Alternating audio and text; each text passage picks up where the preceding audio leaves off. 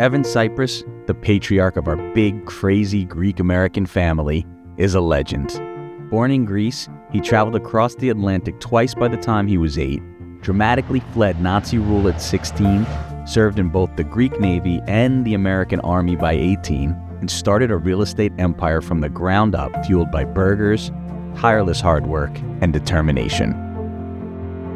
All of this made possible through the support of and obligation to his family, parents who made difficult decisions for the sake of their children, siblings who spent a lifetime supporting one another, a wife he adored through 60 years of marriage, 3 children who closely follow his core values both in business and family, and 9 grandchildren he showers with affection.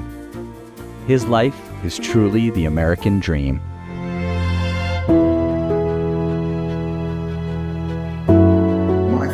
Is the American dream. He came here with nothing and created a family and business and a name for himself.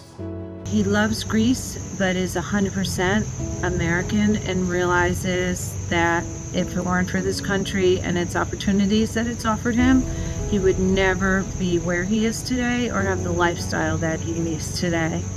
He's an American dream because he came to this country and he didn't look for anyone to do anything for him. He did everything on his own and he didn't look for people or handouts or anything, and he learned that America was a great country and he loves his country, I think, as much as he loves family.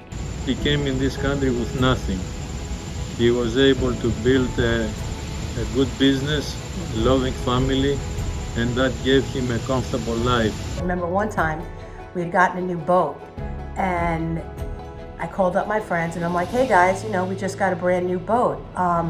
You want to go out on it? And I can remember them saying, wait a minute, your father's letting you go out on your brand new boat? And I was thinking to myself, we don't have to ask him for the keys. He has to ask us for the keys. So his generosity was just beyond with anything. He was fearless, basically, and he still is. He's not afraid to take a big risk in business, and I think that's what made him especially successful, is that he, just went for it on every level. Hearing about how he came to America and he just worked tirelessly for himself when he was younger, and then his wife, 3 kids, 9 grandchildren, and now a slate of great-grandchildren. It's really impressive, and it's left a really big impression on me, and I think on all of us. And it's created this huge legacy for us to carry on. I think my grandfather is the American dream because my papu knows how to get what he wants. And pretty much 100% of the time, that is through hard work and unwavering perseverance. He has had some incredible feats and has achieved some incredible successes in his life. And the stories he tells us every day are the types of things you only hear about in movies and in textbooks, and are the stories that brought people to America in the first place. And that is the greatest inspiration you could have growing up. Emigrated to America, and then from there, built up his career, his life, his family, got a great sense of entrepreneurship. He's running business up until today, and once again, built a whole family, very close family environment around him. There are so many people out there who dream of coming here and starting a life and building a family and being successful, and it's really so challenging and difficult to do, and he did it, and because of that we're all here. So it's really inspiring, and I think that anyone who talks about the American dream is aiming for what he's accomplished. He was able to envision this life where he could work hard and have his hard work pay off to afford and give his family such privilege and such wonderful things, yet keep that love in such a close-knit, the Power 17 unit that will hopefully continue for generations to come in a lasting legacy. When you think of the American dream, you think of someone coming from, as Marva said, nothing, and building a beautiful family and, allowing everyone to be part of it. And it's just truly a great thing. He came to this country with nearly nothing, and he built up businesses, created a big, happy family here, and is just succeeding at everything and is just living his life to the absolute fullest. His picture should be next to that definition, the American dream. He is the epitome of the American dream. He is what you read about. He is what you watch on TV and in movies. I mean, his history, his life is unbelievable. And one of my favorite things to do is to sit and listen to him share 95 years plus, including his family, of stories. If you tell a random stranger on the street his story, they're gonna be like, oh my God, this is out of a movie, like it's not real life. But he's amazing.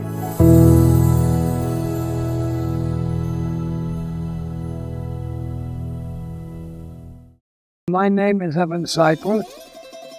I was born in Chios, Greece, August 26, 1926. At 2 years old till I was 8 years old, I came back to the United States. My parents then, they were in the florist business, more out of the story, Stanway Street. In my family, I have 3 sisters and 1 brother. My sister, the oldest, her name is Florence. My other sister was named Anna. The other sister was named Marie. And my brother his name was Andrew. At 8 years old, I left the United States and I went back to Greece. My mother was born in Chios and my father in Cyprus. So we went to Cyprus, but after a year or so, we came back and went and established residence in Chios. They left Cyprus because my father didn't want to be there. My father. My mother, she liked Cyprus and she wanted to stay there. But they came back to Chios. Chios is an island off Greece. And we were in the center of the island. They call it Hora. Although common practice in those days, the difficult decision to separate the family, sending Evans, Anna, and Paris back to Chios, didn't make it any easier on the entire family. It would be 10 years before Evans would see his brother, mother, and father again. Parents thought that the education here was better than the education that they had in the United States, and they sent us back, which was a big mistake. Why was it a mistake? Because in the United States, the schools were better than were here. But they always thought that the here was better. And there's more discipline here.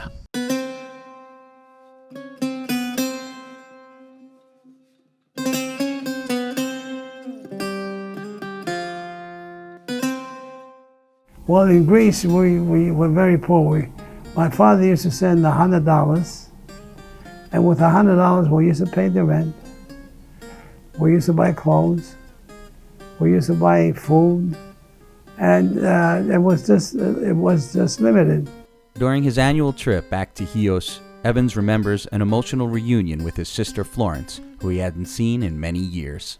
And I saw my sister coming outside from the school right there, and I grabbed her, and I wouldn't let her go because I hadn't seen her for 6, 7 years. They used to call it French college. She says, you can't stay with me because I'm at the college. I can't. And she used to live here and go to school here. It was a lot of fun though, full of playing, laughing, things like that. But other than that, it was a normal life. The house that I was born, this one here. I lived here until I was 2 years old, and I went back to the United States.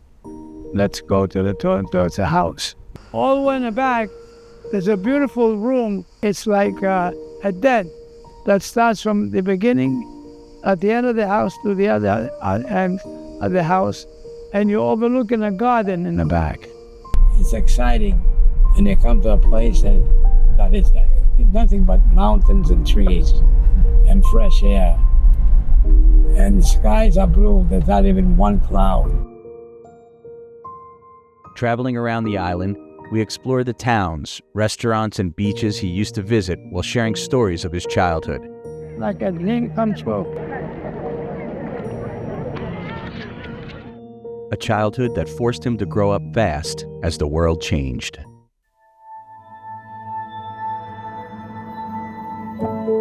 So what makes my father so special? It was pretty amazing growing up. He always made you feel like you were the one, the only one. Got a kiss every night, didn't miss a basketball game. It was amazing. When your dad's done, he's gone over and beyond, making sure that we have lived the most charmed lives that any children and spouses and grandchildren and also the great-grandchildren could ever want to live. He was deprived of that as a child, so he made sure that we got it.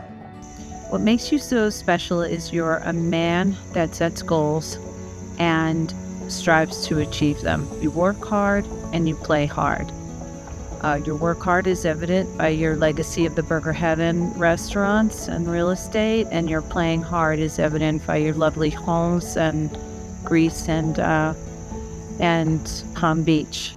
Really, above all else, is his commitment to his family and his desire to be involved in their lives and have them remain a strong family unit. His love for his family and his friends. He always puts them first, and he's always there for them. We just love each other, and I think that comes from him and his love for us, and he's passed that down through the generations, and now we're excited to start our own family and bring that into our family because it's so important to us to be a close family unit, and his love is kind of what started it all.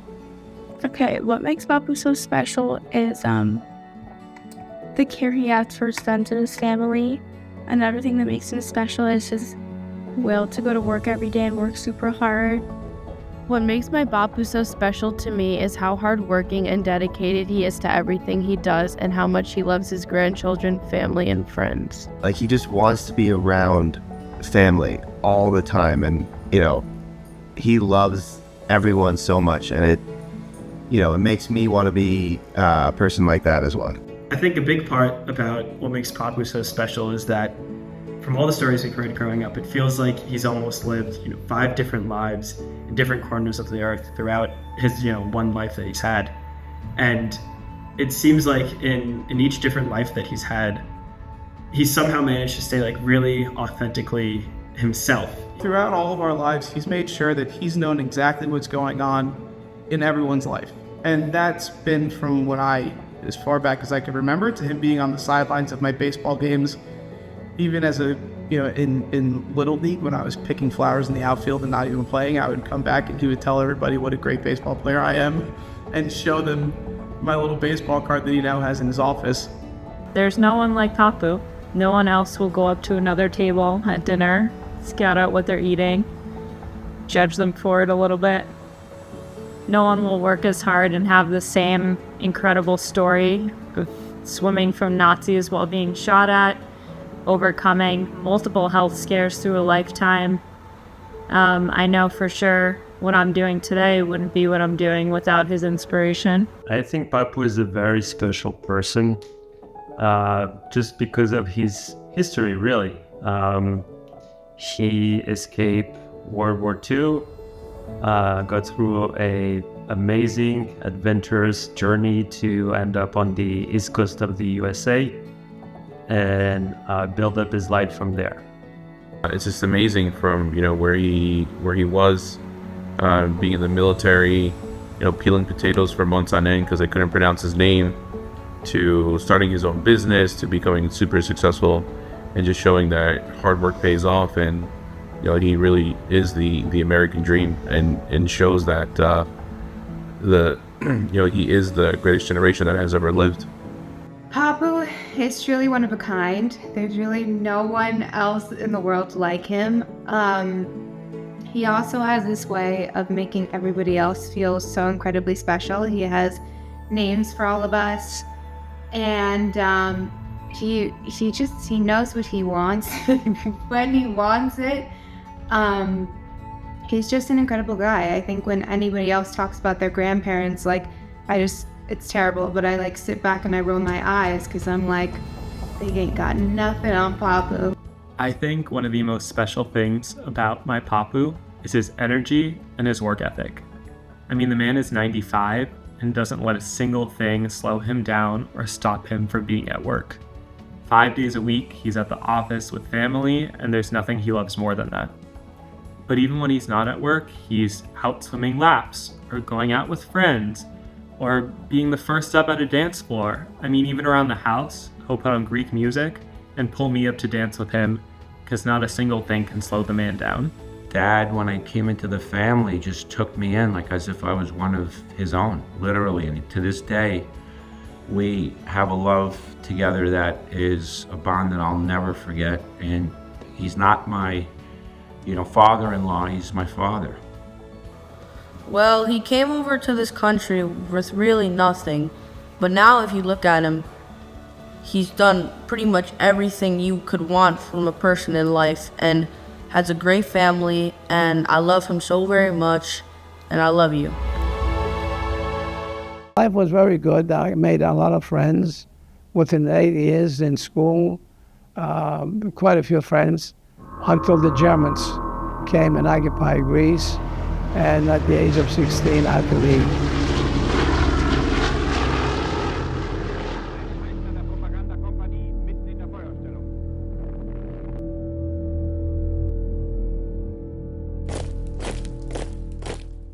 On May 4th, 1941, a month after the fall of Greece, the 3-year Nazi occupation of Chios began.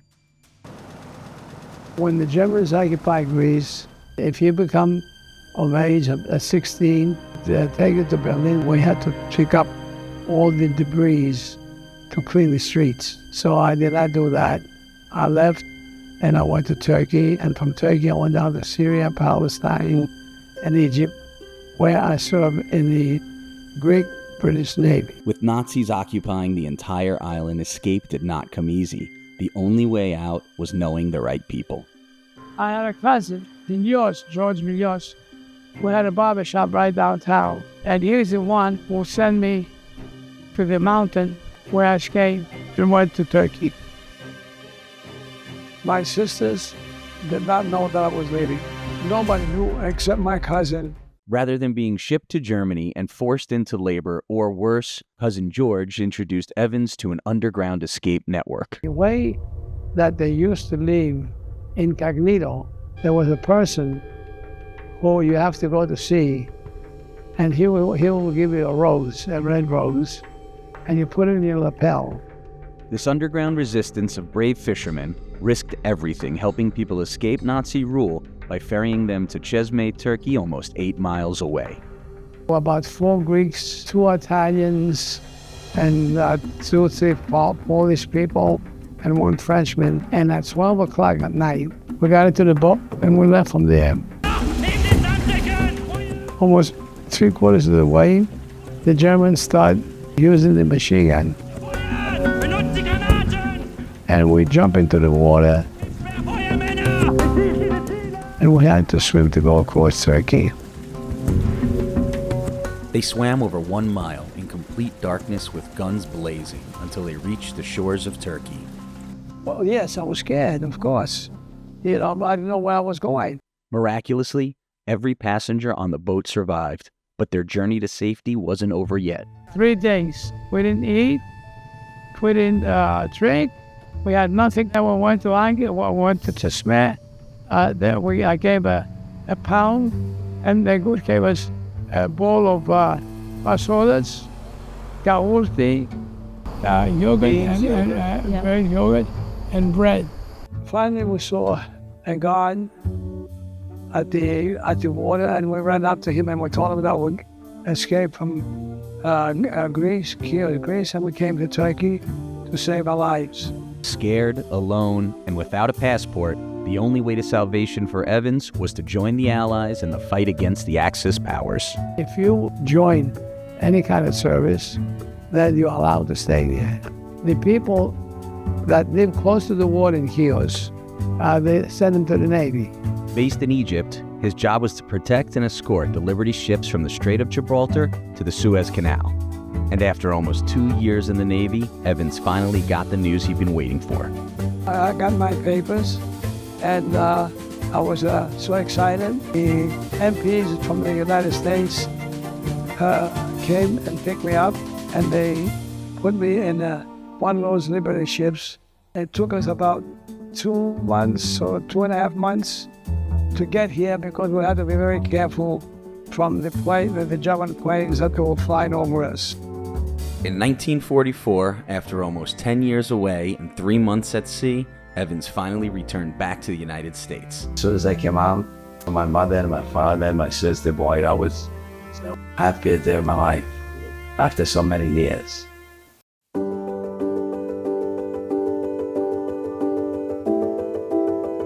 Hearing these stories when I was younger, it felt like almost it was through the sheer force of will that he brought his life into existence, as if he hadn't gotten any of the lucky chances that he might have had throughout his life, he still would have ended up with a life as rewarding and as exciting as it has been. And I think that's something that I carry around a lot. I think the most important thing I've learned from my papu is the importance and value of family. I don't know if it was because he grew up knowing what it was like to be separate from his own family, but from his example, he's taught my parents' generation and my generation that there's not a single thing you let stop you from being together with your family. I'll come in and he'll tell me what's going on in my cousins' lives who I haven't talked to in 3 or 4 days. He'll tell me Theodore had a bunch of goals at a hockey tournament, or Sophia just did a heart transplant, or, something for everyone. And he's been able to do that with all of us. And I think that's a testament to how committed he is to our family. What I've learned from him is a good work ethic. I'm not sure that everybody knows the reason why we chose to move to Florida. At least one of the reasons why I chose to move to Florida was that I wanted to retire. Well, he's 95 and he's still working. I vividly remember being a little girl and asking him for a Barbie dream house. And I wanted it so badly. My Barbies meant everything to me. And I was about 4 or 5 years old, and he said to me, I am not going to get you that Barbie dream house. I'm buying you bricks. Well, I didn't know what that meant, and I was horrified. And I said to him, I don't want bricks. I want a Barbie dream house. Well, Dad, now I appreciate the bricks. Okay? And what I have learned is he always told me, continue working hard, do what you are doing, never give up, and get a good education. He was always big on that education thing. He thinks by working hard and by being educated, you will succeed everything in your life. Never settle when it comes to good food. Always get the best food. And the other thing is to tap into others that know something that you don't know and learn from them. I've also learned that it is never too late to buy yourself a Bentley or Gucci sneakers. You don't have to start from anywhere great and amazing to become successful and make your dreams a reality. Another thing I learned is that he's very honest about everything and anything. If he gives you a compliment, it's truly a compliment. If he doesn't like something, he will tell you. I've learned that no matter what age you are, literally nothing can stop him. He's still working. He's still the first one on the dance floor. I keep calling him the comeback kid because he gets knocked down, but he always comes back. God bless him. I love him so much for that. And it's a huge lesson to me to just, keep going, don't give up. And it's really an admirable trait, and it's something that I really admire in him. Dad's still teaching us. He doesn't stop. We're always building for tomorrow, living in today, and it's fun. Building is not just a challenge, it's fun. And even when there's a failure, and we've had many under our belt, we just learn from them. So it's, we call them very expensive lessons, but we just keep on plugging on. And that's what Dad does, that's what I do, and I'm seeing it in my children. So all of that's, it's great. Just being with him is learning. I've been lucky enough to work with my papu in the past and see him work firsthand and see that work ethic that he has, and it's really inspired me in everything I've done since. And even sometimes when I want to complain and when things are not the way I want them to be, I just think about him and how hard he's worked and continues to work, and it really inspires me to keep going and do the best that I can. And I'm always so honored when people compliment me on my work ethic, because I know that it's something that comes from my family and from witnessing people work so hard my whole life. And when he used to call me and we used to talk on the phone and he knew I was at work, he would be like, no, can't talk, go back to work, go back to work. Be curious. He's learning every day once again, even though he has an amazing life experience. Always want to know more about everything, and I think it's an example for younger generation just like us. Every day you can learn something. And I've definitely learned to gel my hair, because Papu always loves, no matter how many times I see him, when, where, what time, to whip out his comb and attempt to comb my hair. So it's always good to look your best and to impress, because Papu is always looking his best. He just is, he's one of the most special people in my life. That's When I became exactly 18 years old, the American Army enrolled me into the service, and I had to serve another 2 years there.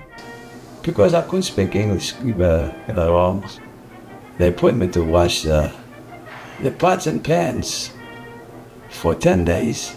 I called for Fort from North Carolina, Fort Bragg, and I said, sis, I'm having a big problem here.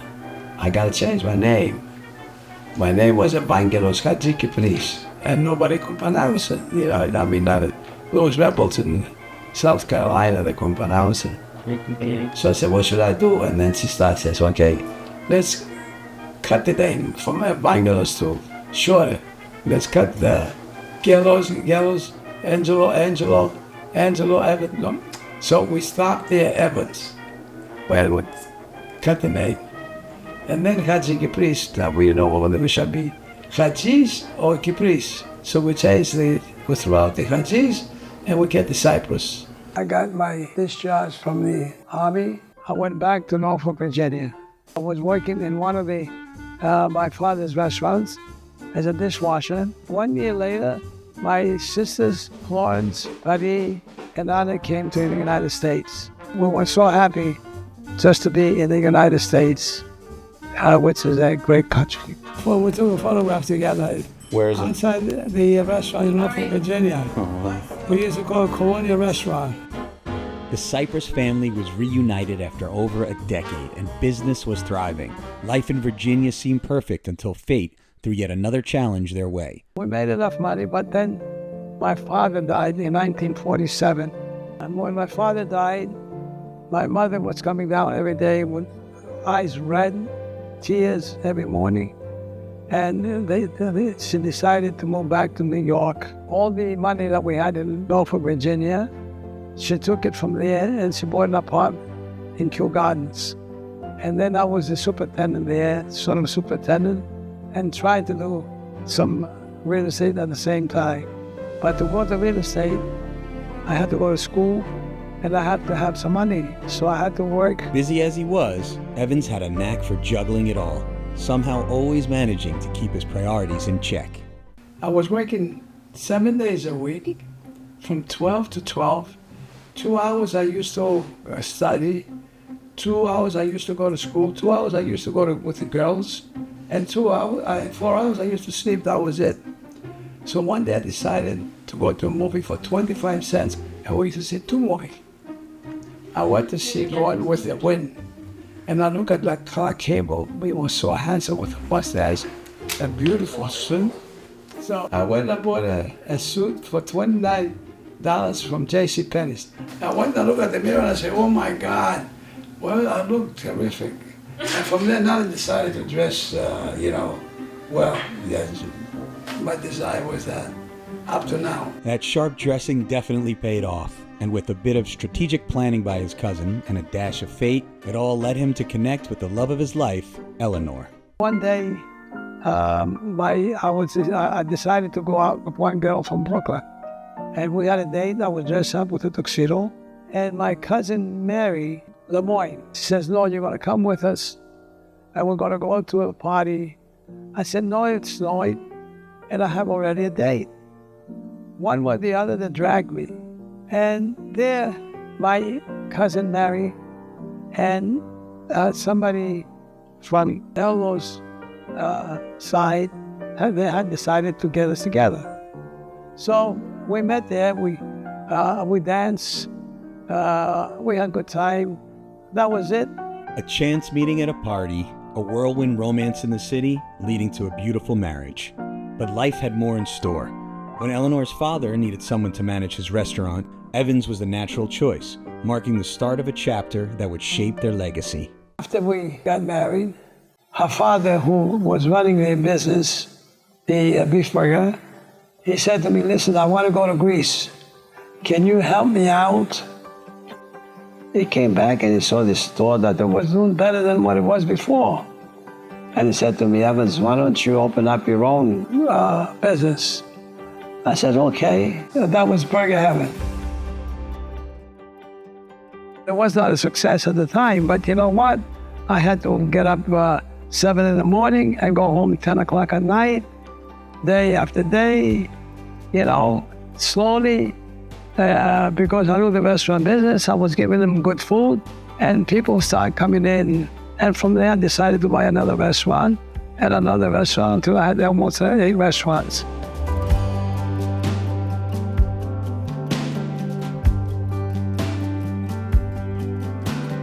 Hi, Costa. We're going to sit over here, Costa. This is Burger Heaven, one of the originals, 90 53rd Street. I was always working 7 days a week, from morning to night, working in the restaurants that I opened up, the Burger Heaven, and I also was buying properties, and I bought a few properties in Manhattan. The kid from Chios, Greece, who once swam after the American dream, went on to build an empire. 8 successful restaurants and 10 iconic buildings in New York City, all accomplished the old-fashioned way. Hard work. I love to work. Even today, 5 days a week. And it was all driven by one primary goal: building a family that would always stay together alongside his wife, Eleanor. And we had a wonderful life together. And I got my 3 kids. And they're the ones, and especially my grandchildren, which I got 9 of them. Nicholas had Evans, and Jackie Boy, and Margot. Irene had Sophia, Eleanor, and Gregory. And Margie has 3 kids also. One of them is Theodore, the other one is Ava, and the other one is Queen Bella. I love them all. When you punch my finger, when you punch this one here or this one here, you feel the same thing. There's no difference. I love them all. While the family has grown larger over the years, they've only grown closer together. Evans attributes this to one primary factor. All that came from my mother. He says, listen, you gotta love each other because it's the only way to have a happy life. If you love each other, life is always up.